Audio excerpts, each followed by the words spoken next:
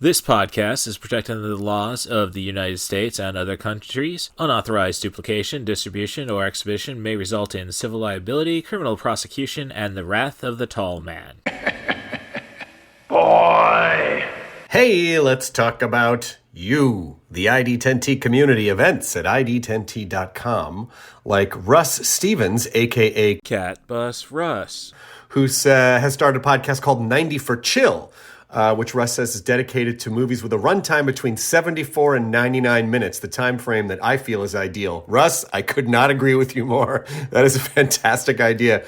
Russ goes on to say there are times you need a cinematic fix but don't have time for the latest Scorsese masterpiece or offering from a comic book universe. There's also times when you need a conclusion to prevent a binge costing you a whole night.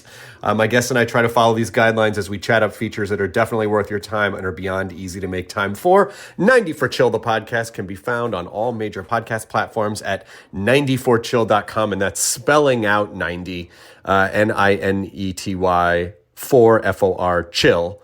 So there you go. Thank you so much for sharing, Russ. Really great idea for a podcast. Events at ID10T.com for everyone else. Previously on 90 for Chill, the podcast.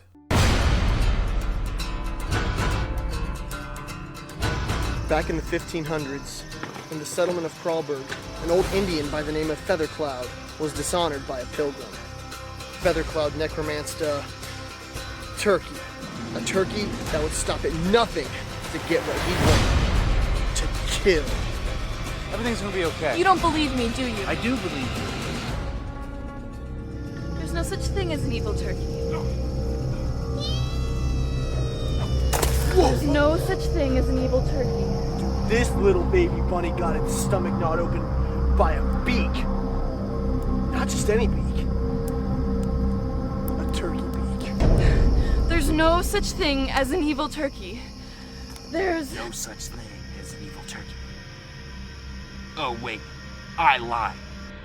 And I've just concluded watching Thankskilling, a 2008 pretty much a no-budget movie. I know and remember it from Netflix being one of those titles back in 2010 that was streaming. A lot of weird ones. I think I saw Easter Bunny Kill sometime. Another weird one would be, and fun one I'd say, both of them are fun, but Irish American Ninja. So that era of Netflix, as I say, just when I was getting into the low budget or no budget movies, I should say, by the double features held at the old Peoria Independent Theater or the Drunken Zombie double features that followed that. So it's it's a bit of fun. I'm not going to say that it's when you see so many bad college kids on the road movies that get stalked down by a monster, you kind of just like anything that'll take the piss out of it. And this movie certainly does that. Now, you have to kind of appreciate any movie where you have a naked pilgrim and the first actual dialogue is nice four-letter T word. So it doesn't take itself too seriously. It doesn't take itself seriously at all. And I think the actors are just doing their best to get this story out. Basically, it's a Saturday Night Live or any kind of internet comedy sketch, just with a bunch of guys who don't have the talent of, say, your SNL, your Mad TV, Funny or Die. I mean, basically everybody. But you follow the narrative, it gets itself where it needs to be. And story of a 510-year-old turkey coming back for vengeance for the Native American people in Columbus, Ohio. So you got some decent gore effects, but then you got some CG blood thrown in there. So it's a very tacky movie, and I think that's done intentionally, of course. And the turkey effects are fun, and I'd say the gore effects, besides for the CG blood, are fine. As I say, they're just trying to get this movie done, basically, which, hey, that's kind of my motivation for my first copyrighted screenplay made of the dead. I just want to get something done, and I'll do something better the next time. So I think it's a good experience, and I'm intrigued by the sequel, which is actually the threequel, Thankskilling 3. They decide to skip the second one, so I think they know what they're doing with this franchise, and as I say, it's worth a watch. I'm not going to say I'll ever come back to it, but this is, Black Friday when I watched it, so I think it fits pretty well. Little Hand says it's time to rock and roll. Bring the noise.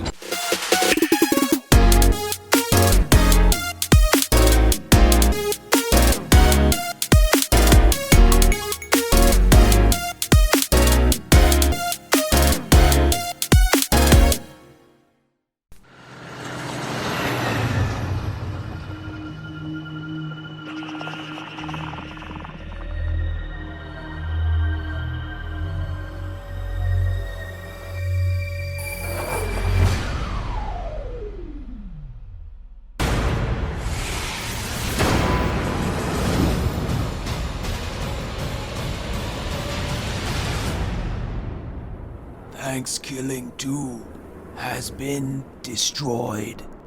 Only one copy remains, and Turkey will stop at nothing to get it.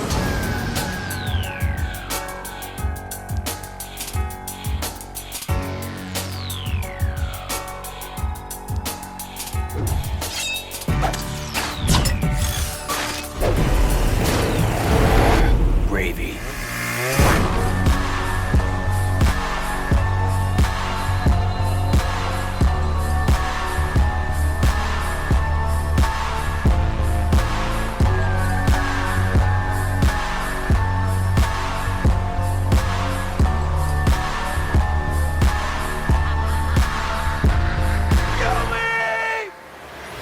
You shall not peck!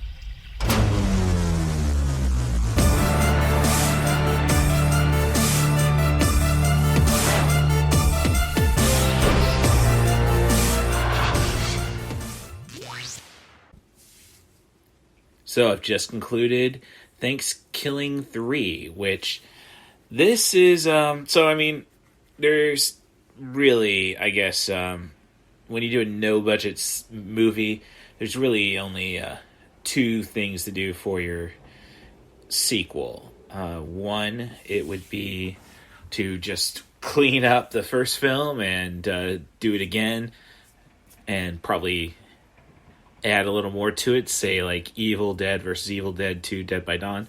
Or the other option is to just go absolutely insane and base it around your primary draw being Turkey, Turkie, the cursed demon turkey sent by Native Americans to kill pilgrims. So, they go with the second way on that one. And this movie is absolutely insane. I really wish I was high when I watched it, because there I think I'd appreciate it more. And I watched it off Pluto TV, which probably is not the best thing to do, because, as I say, this movie's pretty much, insane. I'm going to just go and screw it, batshit insane. So you have jokes like fake commercials in the movie. So when you get those fake commercials and then a real commercial pops on, you kind of get thrown off completely. And it's a really screwy situation. Sunday and I get a Chick-fil-A commercial. How evil is that? So it's a longer narrative. So this one goes pretty much the 90 minutes. And it's a story about Turkey trying to get the only copy of Thankskilling 2 since the movie got canned for being the worst movie ever. So the studio's gone and destroyed all the copies except for one, which falls into the hand of a puppet. And I'm not saying we're going to say Muppet or anything like that. No, it's a bloody puppet. When you put so much money into this sequel, which, this one's got LA credits on it, so not Columbus, Ohio. It's kind of like, maybe you could have done a little more here, there. It gets, as I say, it's just an insane movie. And a lot of the time the humor, like this is like what if you actually had a live action Aqua Teen Hunger Force. So I'd say it's better than the Aqua Teen Hunger Force movie, but you still got a bunch of jokes that are just really tacky, as in homophobia or just too many bodily function related stuff. But outside of that, it's just a really silly narrative that you can kind of just laugh your way through. And I mean, just the sheer insanity of it kind of makes me want to start discovering the Peter Jackson puppet movies like Meet the Feebles. Like, I imagine this movie can't be too far removed from that, and if it's an homage to it, then it was really did its job and is almost a 3-star movie. But if it isn't an homage to that, it's a 2-star movie at best. But I mean, again, if I was high, gosh, this could have probably blown my mind.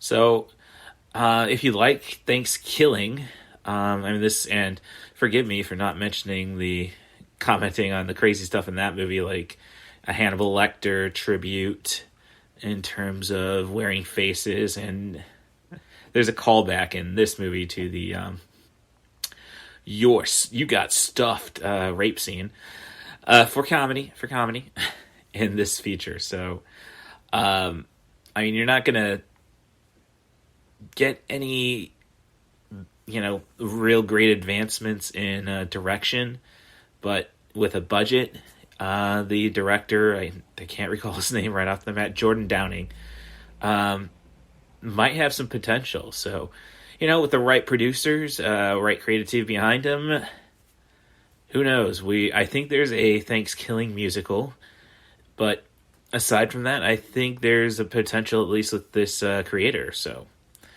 again, you gotta like the first movie to even appreciate this one. So, well,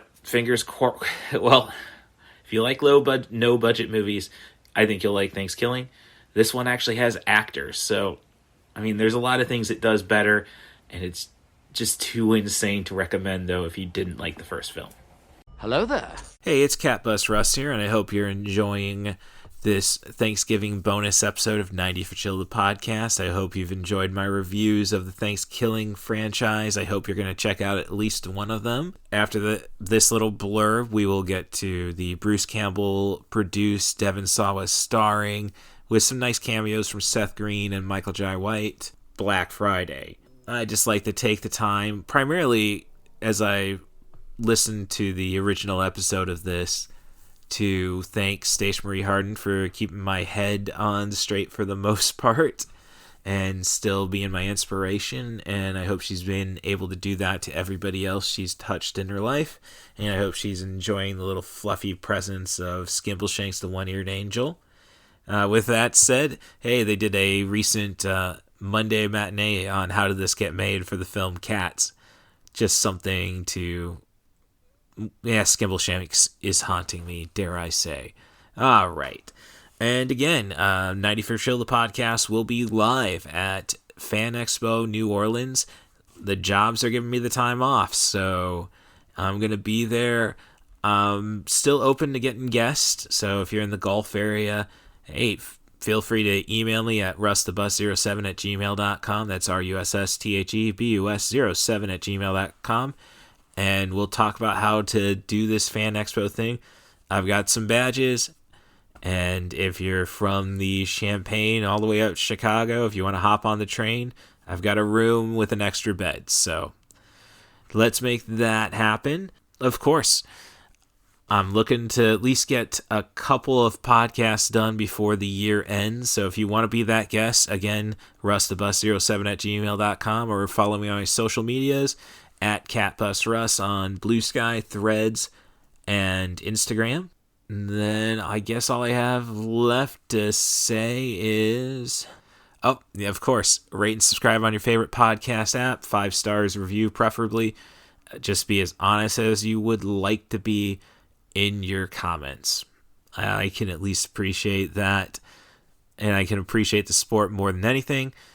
And then again, thinking of support, don't forget about my Patreon. That's patreon.com/IDigCrazyFlicks. For $3, you get a sticker and a shout out on each episode of 90 for Chill, the podcast, as long as you're subscribed. With that said, thanks, Tim Bates, for all your support, and I hope to have you on the podcast again soon. And to the legend, the Scoop Staley, thank you for being a cool guy. So let's get back to the show. What do we love? Happy Black Friday. We love toys. Places, everyone. 3, 2, go, baby. Go, Black Friday. Holy shit! There is something wrong with the shoppers. Oh, we gotta do something. We're 1 hour into Black Friday, and we're escorting customers away from the store? I don't think this night can get any worse. Does anybody else just think that's funny? The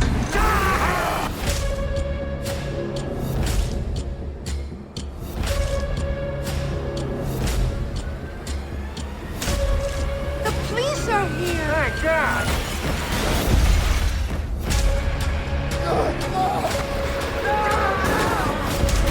Black Friday is over! And it finally got around to Black Friday. I probably bought this movie perhaps right after Christmas last year, so been one I've been meaning to get to. And, you know, it's got quite the lineup. Michael J. White, Bruce Campbell, the producer of the movie, and sweet little bits. Devin Sawa was pretty solid. It's weird seeing him not be a babyface kid, so I'm sorry that I ignored the last 20 years of your career.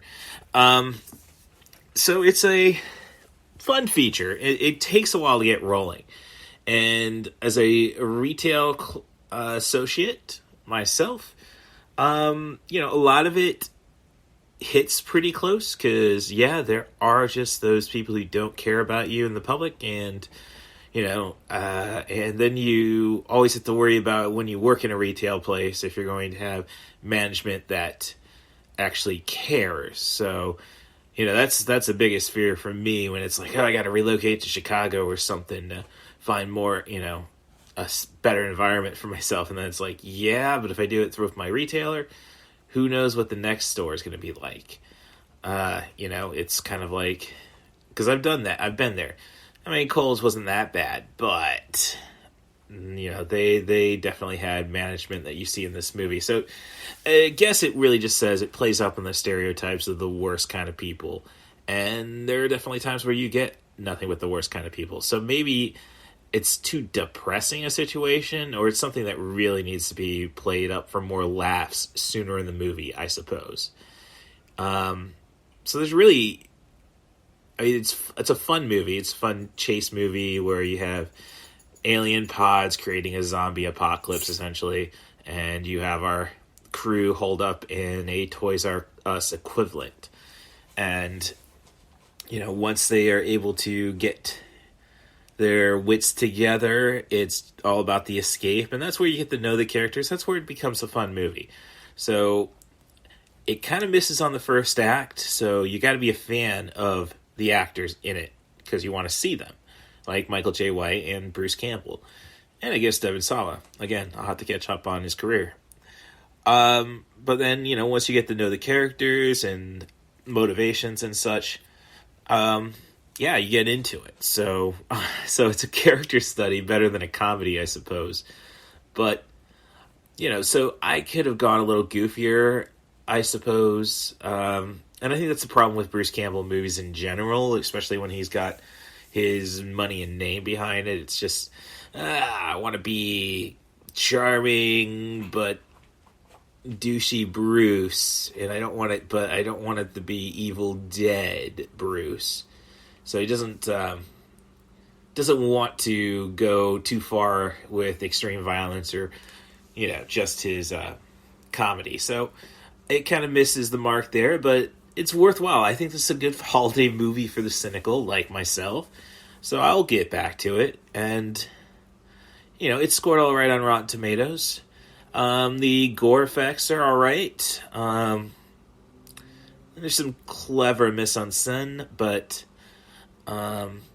nothing to scream about directing wise. And as I say, the plot takes a while to get going, but they do create well enough characters, perhaps even cynical archetypes of working in retail, where hey, I can pick those out myself. So I think maybe from an outsider standpoint, it'd be even funnier or more fun. So if you're not working in retail, definitely give this one a go. And I think a few drinks are going to definitely make the retail workers satisfied with this flick. Can I hear a wahoo?